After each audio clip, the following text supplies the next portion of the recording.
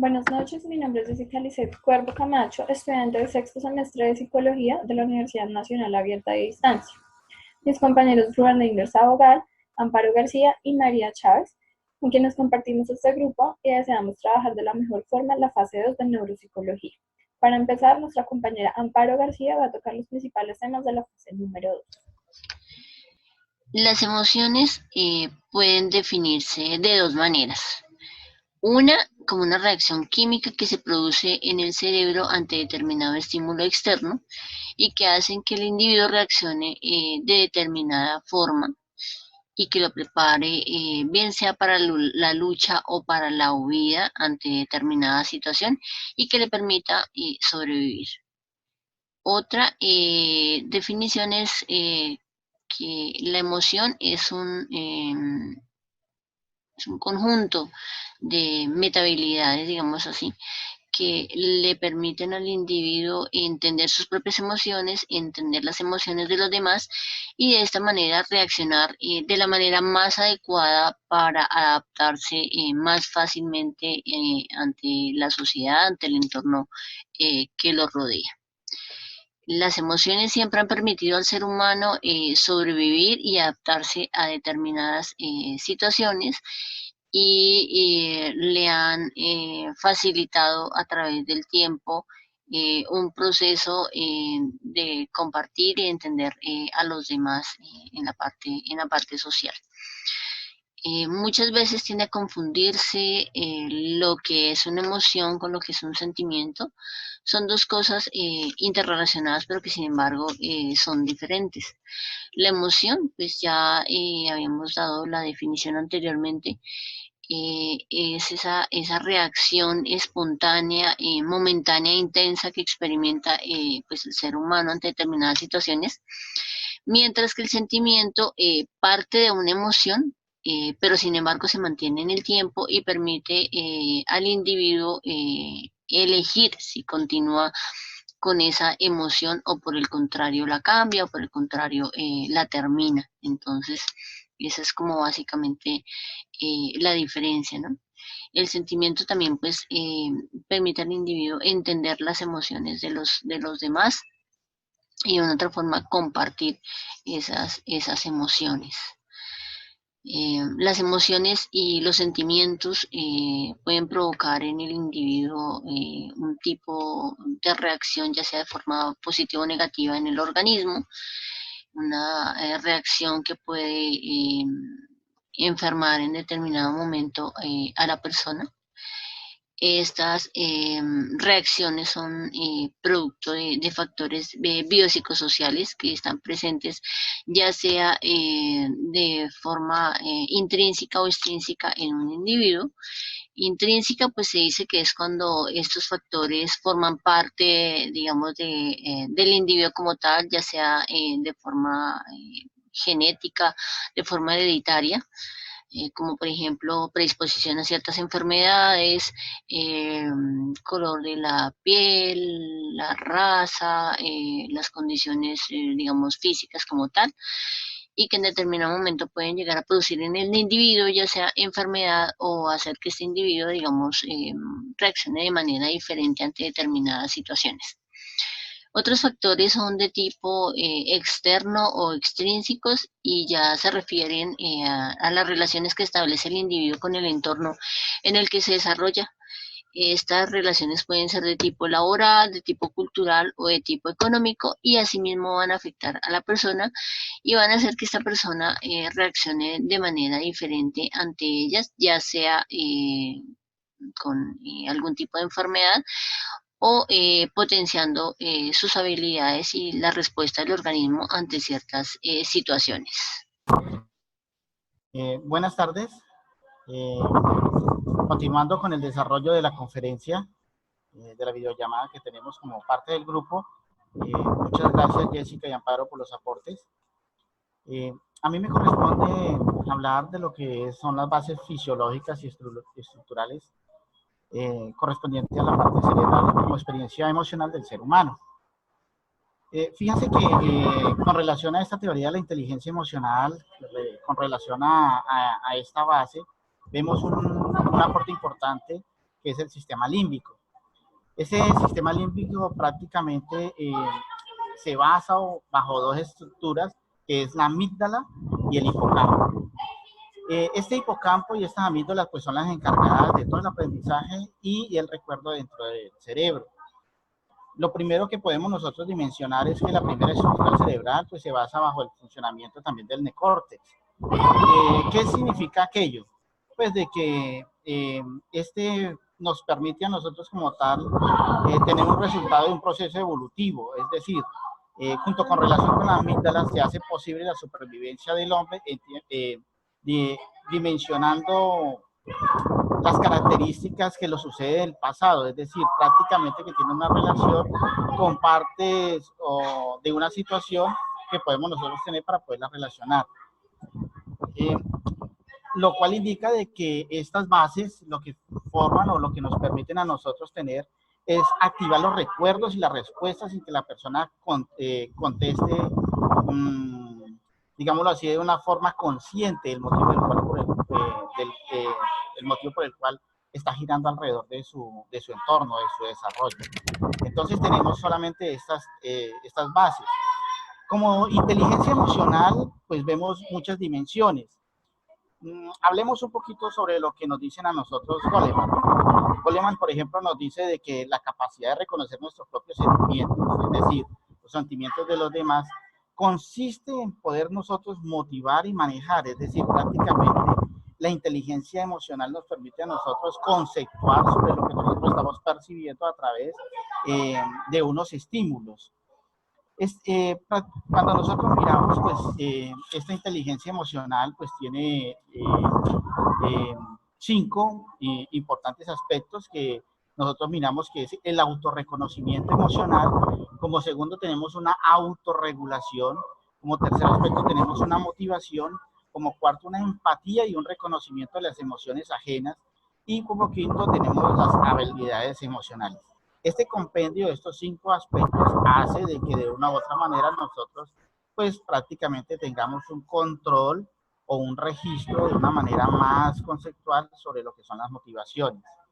Ya de una u otra manera vemos que aparece ya dentro de la neurociencia social unos aportes importantes.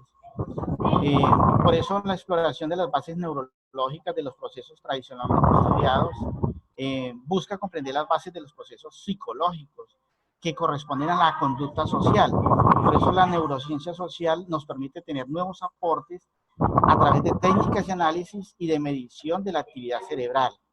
¿Qué quiere decir aquello? Que nos permite comprender las relaciones e influencias recíprocas entre los factores que nosotros tenemos como partes biológicas y también como aspecto social. Entonces, estas dos partes nos permiten a nosotros tener un avance significativo donde el aspecto comunicativo del entorno exterior, por parte social, y dentro de la parte de comunicación neuronal, desde la parte interior, permite a nosotros resaltar y comprender más el comportamiento del ser humano. Otro aspecto a tener en cuenta que nosotros dentro de la actividad que venimos desarrollando es que entendemos nosotros por la cognición social y cómo este concepto ayuda a comprender el comportamiento. Si nosotros miramos cuando hablamos de cognición social, pues prácticamente estamos hablando de todo lo que tenga que ver con conocimientos. Y cuando ya nos referimos a la parte social, pues estamos hablando de unos procesos cognitivos y emocionales en torno a la relación social. Esto nos permite comprender que los procesos psicológicos que permiten a las personas hacer inferencias sobre las intenciones, deseos, pensamientos y sentimientos. Prácticamente es un compendio del cual nosotros nos estamos desarrollando en todo el medio. Es bastante amplio hablar nosotros de la condición social. Pero para poder nosotros entender esta condición social, tocaría a nosotros ver una parte muy significativa, que es la percepción social. Cuando nosotros hablamos sobre la percepción social, nos estamos refiriendo nosotros a los procesos de atención y reconocimiento y recuerdo de los estímulos socialmente relevantes, es decir, lo que más nos ha marcado, lo más trascendente de aquellos recuerdos.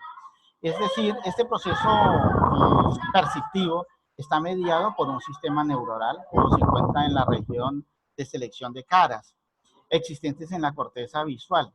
Fíjese que esta función es bastante importante. porque están relacionados como la comprensión del comportamiento de los demás y el comportamiento de los otros. Y aquí es donde viene un papel demasiado importante que tiene que ver la amígdala. La amígdala juega o prácticamente la encargada del procesamiento y almacenamiento de todas las reacciones emocionales. Es la que modula la atención social a través de la corteza visual y somatosensorial.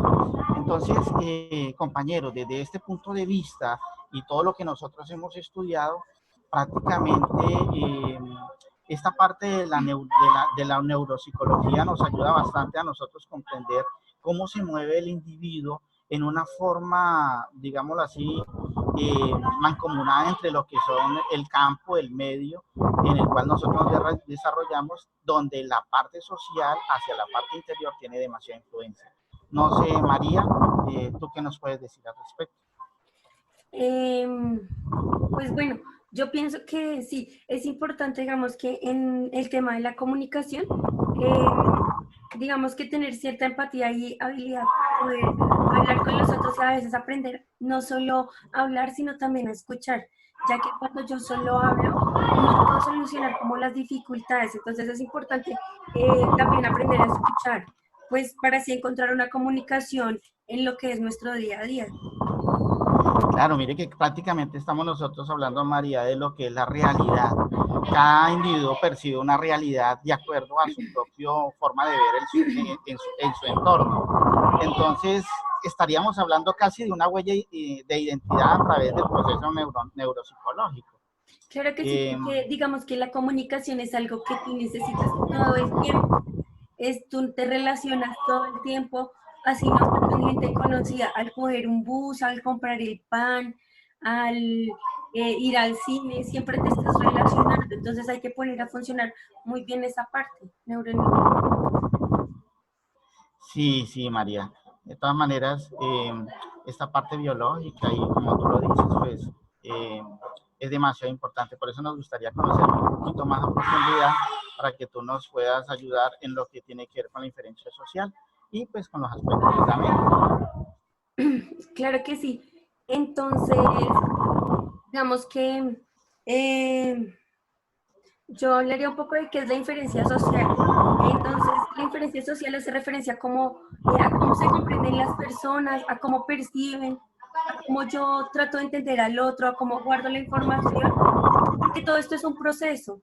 Entonces, por ejemplo, cuando una persona o un docente te está dando una información, digamos, te está explicando una ecuación matemática y tú no lo entiendes porque la información no es clara o de pronto te están hablando de un tema muy simple, pero no guardas la información porque de pronto no prestas la atención suficiente, no vas a poder transmitir la información. Es decir, que no vas a darle a otros a conocer como la información que te dieron. Digamos que la teoría de la mente es una capacidad, la capacidad que tiene una persona como de asignar o de aplicar el conocimiento en sí mismo. Entonces, como yo tengo la capacidad de reflexionar algo que me acaban de enseñar, algo que está en mi memoria o algo que aprendí y tengo que tomar una decisión sobre eso. Digamos que acá juega mucho, digamos, el papel, la amígdala, la corteza cerebral y el surco temporal superior, porque digamos, estas son las partes del cerebro involucradas que nos ayudan a identificar, guardar información, a transmitirla, a tomar decisiones, ya sean arriesgadas o no. La empatía es importante porque nos ayuda a comprender a otros, nos ayuda a conocer cómo piensa el otro.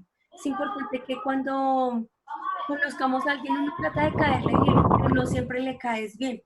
Entonces la empatía entra a jugar un papel importante porque es entender las emociones y los sentimientos del otro. Es importante, digamos, que a la hora de hacer esto, relajarse y entender al otro como si fuera yo mismo.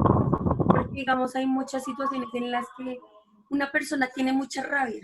En un momento, a veces no sabemos entender a esa persona con rabia. Digamos que esto es algo que está en nuestro día a día, por ejemplo, en el trabajo. Si tú no sabes comprender a tu jefe que tiene rabia, va a ser muy difícil que puedas llegar a entender a esa persona. Entonces, a veces es importante ponerse en los papeles del otro. El cerebro involucra mucho la corteza cerebral motora promotora, perdón, que es la que juega un papel importante en esto. Cuando hablamos de los juicios sociales, es en donde percibimos, como decía, la información que debe ser clara y concisa, pero esta debe estar organizada. Digamos que el sistema cognitivo debe procesarla y entenderla para así, digamos que desembocar en un comportamiento de la otra persona. Entonces, por ejemplo, si tú me hablas a mí de una receta, yo cómo voy a procesar la información para desembocar en esa receta, cómo voy a hacer esa receta. Es un ejemplo, digamos, que podemos encontrar. Y cuando hablamos de la importancia de la confianza interpersonal, digamos que interpersonal significa el cómo me comunico con otros, cómo me relaciono con otros. Teniendo en cuenta eso, digamos que la confianza sería entre varias personas, entre dos o más personas, digamos que como yo puedo confiar en ti y tú en mí, como yo puedo, digamos, la palabra de información y sé que tú no la vas a divulgar o algo, por ejemplo. Entonces aquí las partes del cerebro involucradas están el córtex prefrontal y la amígdala. Digamos que esta confianza se ve sobre todo en amigos, porque yo te cuento cosas de mi intimidad y tú de la tuya, pero no deben salir de ahí. Digamos que es información de nosotros y no debe salir de ahí. No sé qué opinas, compañero. Pues María, lo que tú dices es cierto. Mire que prácticamente nosotros dentro de ese lenguaje, porque todo lo que nosotros tenemos como estructura biológica, neuronal, digámoslo así, que tiene que ver con un compendio también psicológico, ese lenguaje nos permite a nosotros, primero que todo, para podernos relacionar bien y actuar en una forma armónica para que no se pueda transgredir, comprender el lenguaje que hay afuera. Y por eso tú empiezas a hablarnos a nosotros de prácticamente lo que es la inferencia social y cómo la empatía juega un papel importante dentro de este desarrollo. Lo mismo nosotros podemos decir de cómo a veces también los juicios sociales influyen en una forma negativa, tal vez porque traemos unos rasgos, unas costumbres, pero que daña tal vez esa confianza interpersonal. La idea no sería entrar a juzgar de una vez, sino a comprender, como tú dices, la naturaleza que circunda sobre el individuo, sus razones, antes de llevar un concepto muy aparte, llevarlo de una manera razonativa. Casi que todos individuos, desde que hemos hecho estos estudios, casi que nos estamos alejando de la comprensión. Pareciese que más estuviéramos entendiendo, más no comprendiendo. Claro, lo que tú dices es así y me siento, como le dijera yo, contento, agradado de compartir eso con ustedes y de que nosotros prácticamente a través de este trabajo pues estamos retroalimentándonos, porque cada uno tiene un punto de vista, pero a la vez compartimos nuestro propio sentir de acuerdo a lo que hemos comprendido en este taller. Muchas gracias, María. Muchas gracias. Nos vemos en esta oportunidad. Ok, bueno, muchas gracias. Este es muy bien. Chao. Bueno, igualmente a todos. Chao. Bueno, chao. Buenas noches, compañeros. Voy a empezarles a hablar un poco sobre la percepción de justicia y cómo afecta las interacciones sociales. Bueno, la percepción básicamente es la capacidad que tenemos todos los seres humanos para recibir mediante los sentidos imágenes, impresiones o sensaciones externas o comprender y conocer algo. La percepción de justicia, por otro lado, es la cualidad o virtud de proceder o juzgar, respetando la verdad y de poner en práctica el derecho, que asiste pues todas las personas. Encontramos que la justicia es como un valor en el principio moral de cada persona que decide ir dando a cada quien lo que le corresponde o pertenece. La justicia como valor busca el bien propio y la sociedad. Una persona se hace más justa en la medida en que tiene conocimiento. Por lo tanto, quien tiene más conocimiento debe ser más justo. Es decir, si tú tienes, digamos, un nivel más alto de conocimiento sobre algún tema, puedes llegar a ser más justo sobre ese mismo tema, que a diferencia de una persona que no tiene ni idea de lo que están hablando, de lo que está tratando o lo que se está sucediendo. Bueno. ¿Qué es la cooperación y las conductas de ayuda? Se entiende como conducta social o generalmente beneficiosa para otras personas para el sistema social. Es decir, cualquier acción que tenga un objetivo para proporcionar algún beneficio o mejorar el bienestar de otra persona es una acción social. Se realiza con el beneficio de otro, aunque no se consiga. Es decir, si yo hago algo para que una persona pueda estar bien, para beneficiar a otra persona o para ayudarla a esa otra persona a tener su objetivo, ya estoy teniendo una condición social, una conducta social. Es decir, ayudar a alguien que está caído. Voy a tocarles un poco el tema también de las relaciones intergrupales, los estereotipos y los prejuicios. Un prejuicio es una opinión, generalmente negativa, que se forma sin motivo y sin el conocimiento necesario. Es decir, de decirlo de otra forma, es como prejuzgar una acción, una determinación o juzgar a otra persona antes de saber el por qué, antes de indagar lo que sucede. Es decir, yo simplemente juzgo sin saber qué es lo que realmente está sucediendo y normalmente las personas prejuzgamos de forma negativa. Es decir, no, esta persona hizo tal cosa porque quiere hacerme daño, en vez de tomarnos el tiempo de decir, bueno, ¿por qué hizo esta persona lo que hizo? Bueno, los estereotipos, perdón. Los estereotipos son ideas semejantes a los prejuicios. Estereotipar consiste en simplificar o asociar un conjunto simple de ideas sencillas, generalmente de otra persona. Es decir, se asume como propios prejuicios y estereotipos, suponiéndose dejar llevar por lo primero que se escucha, se ve o se siente, sin llegar a considerar e indagar que puede haber algo más allá de lo que se está viendo, lo que se está escuchando. Lo que sucede en muchas ocasiones en las empresas, en las universidades, en los colegios o en la misma familia, que tú escuchas bien, te llevan un chisme, de ese chisme tú crees todo, entonces ya estás juzgando, sacando prejuicios, sacando estereotipos, simplemente lo que tú escuchaste, más no vas más allá a indagar qué fue lo que realmente sucedió. Los prejuicios y los estereotipos pueden influir de manera negativa en las relaciones entre los grupos sociales y dificultar la convivencia totalmente. Se ve mucho en las empresas y en los colegios, porque por eso también se forma esto que estamos viendo hoy en día, el bullying, que algunas personas tienen sus grupos y excluyen a otras personas simplemente porque no caben dentro del estereotipo de personas que tienen pues para su grupo. Que en ese grupo solo entran las personas que son abogados y llega una persona que no ha terminado su carrera, entonces pues esa persona no puede entrar al grupo porque no tiene el estereotipo que nosotros pedimos para ingresar al grupo. Esto también entra en la clase del prejuicio, o sea, por eso va a unir el prejuicio y el estereotipo. Bueno, vamos a identificar y escribir 3 aspectos emocionales de la cognición social que se relacionan en los artículos que leímos en la clase de la fase 2. Los aspectos emocionales procesan los datos sensoriales de forma más profunda debido a las diferencias biológicas dentro del sistema nervioso. El número de hombres y mujeres que son altamente sensibles es similar, es decir, hoy en día ya no podemos decir que las mujeres somos más sensibles que los hombres, porque encontramos que hay hombres que son iguales de sensibles o más sensibles que nosotros las mujeres a ciertos aspectos de la vida. Las personas empiezan a mostrar indicios de dicha sensibilidad desde el momento del nacimiento. Hay personas muy empáticas, intuitivas, creativas, suelen sentirse incomprendidas y son más respetuosas y educadas. Son personas que sienten el dolor ajeno, que es el significado de empatía, que tú ves a una persona llorar y aparte de que te provoca llorar, tú vas más allá y sientes ese dolor y quieres participar pues en la ayuda de esa persona. Eso es una persona empática, intuitiva. No, a veces esas personas no necesitan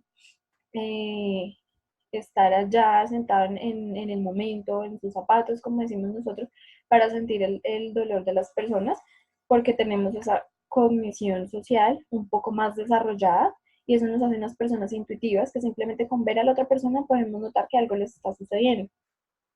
Esas personas solemos ser personas sensibles a las críticas, reaccionamos de manera muy pasional cuando nos critican, es decir, hacemos como si esas críticas fueran casi que personales y afectan mucho.